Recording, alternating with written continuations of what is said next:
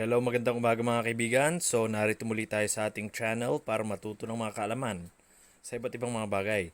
So, ito mga kaibigan, sa video natin na ito, tayo ay magluluto ng chicken curry. So, sa ating pagluluto ng chicken curry, ito ang mga ingredients natin. Bawang, sibuyas, ayan, at luya. Ito, 1/2 chicken, carrots, ayan. Also, yung patatas natin. Mahalaga din yung gata. Ito, repolyo. Lalagyan din natin ng repolyo yan. So, gagamit din tayo ng magic sarap. Also, yung chicken cubes, nor cubes, as well as curry powder. So, ang una natin gagawin mga kaibigan, syempre ay magpapainit tayo ng oil sa ating saute pan. So, maglalagay tayo. Tansyahan lang lahat ng mga bagay dito mga kaibigan. So, yan. Tansyahan. Okay? Yan. So, dito sila nagkakatalo kung minsan anong unahin. Bawang, sibuyas. Ako, sabay-sabay. Dahil, alam nyo, pagka ang sibuyas ay na overcook, syempre hindi rin naman maganda. So, igisa lang natin ang sibuyas, bawang, as well as ito, yung papasarap din ito itong ginger or luya. Yan ang nagpapabango sa ating lutuin na chicken curry.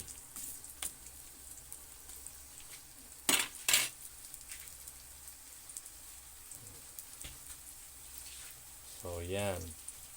Wait nyo lang na maging golden brown ang ating ito ang palatandaan natin dyan dapat golden brown na ang ating garlic.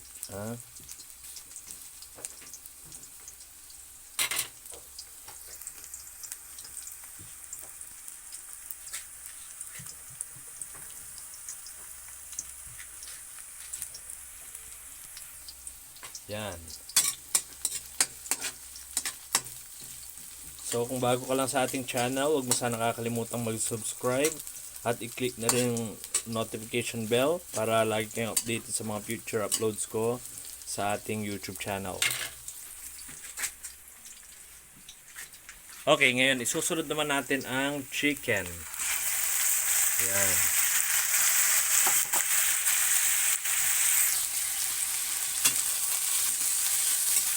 So, igigisa natin yung chicken natin.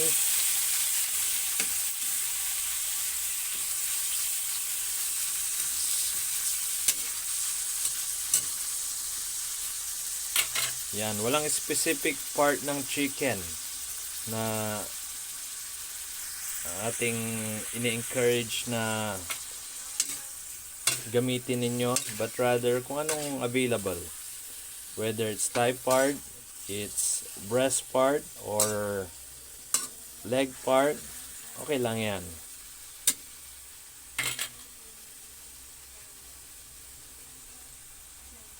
Yung salt, hindi ko na in-include yun sa ingredients kasi salt to taste tayo. So, ibig sabihin, depende sa inyo kung gaano karaming salt ang ilalagay ninyo. Pero preferably, hindi nilalagyan ng salt kagad ito. Pag natimplahan mo na, saka na pag minsan, nilalamas nila sa asin muna itong chicken. Okay?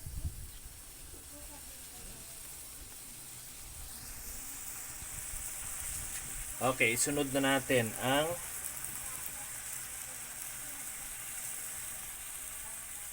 maya susunod na natin yung gata. Okay? So, kukunin na natin yung gata para isusunod na natin siya.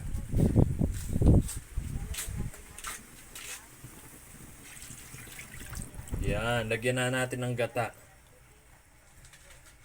Ito isang nyog lang ang pinagkuhanan nito. Isang pirasong nyog lang. And mas maganda hindi yung nakarepack na gata ng nyog, but rather yung mula talaga sa buko, yung fresh na fresh. So yan, hintayin na lang natin kumulo yan mga kaibigan. Babalikan natin yan after most probably mga 15 minutes.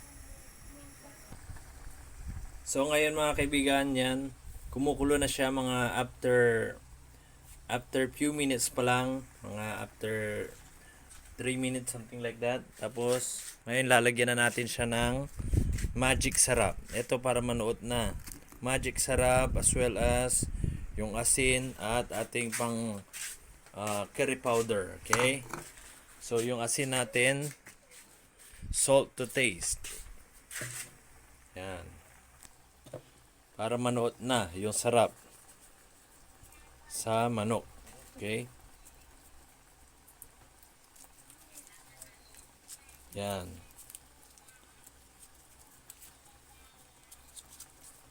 So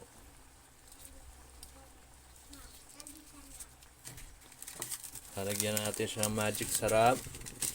Lagyan na natin itong buo.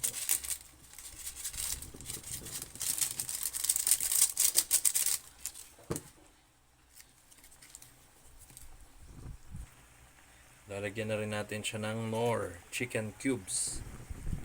Yan. Okay, lalagyan na rin natin ng curry powder.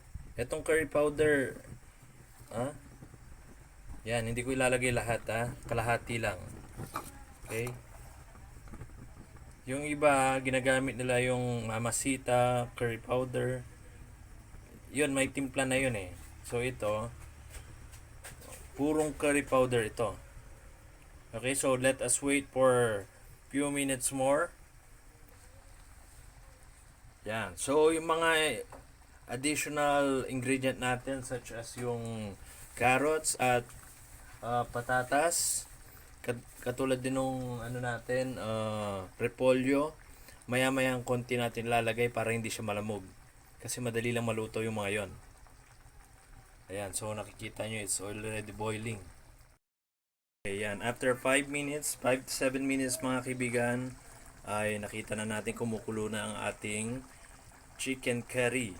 Pero remember, wag nyo lalagyan ng tubig ito dahil ang mismong liquid na nito ay yung gata na mismo, pure na gata. So this time lalagyan na natin siya ng ating gulay na carrots at potato. Ayan. Pero hindi muna natin ilalagay siguro itong repolyo dahil malalamog siya. Okay? Lagay muna natin itong carrot. Ayan.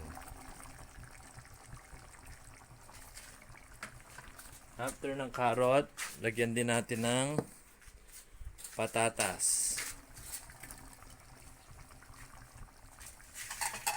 Okay? And then, haluin na natin siya para mapunta sa ilalim yung carrot at yan.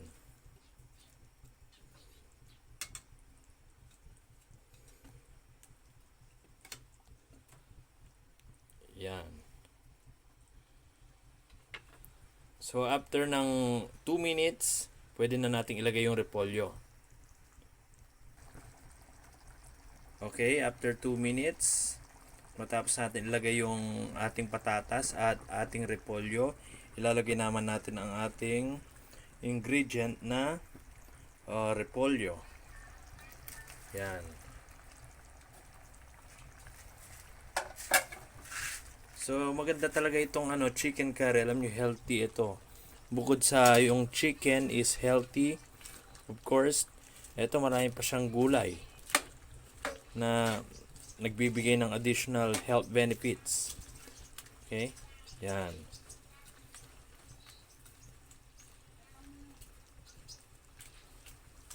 Nasa sa inyo na lang yan kung gusto nyo pang dagdagan ng tubig kung gusto nyo mas maraming sabaw, pero for me, mas maganda yung purong gata.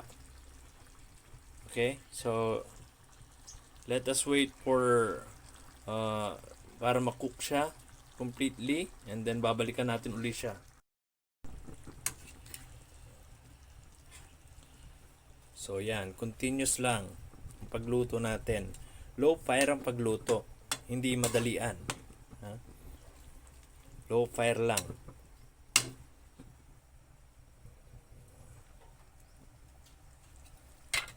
So, yan. Hintayin pa natin kumulo siya.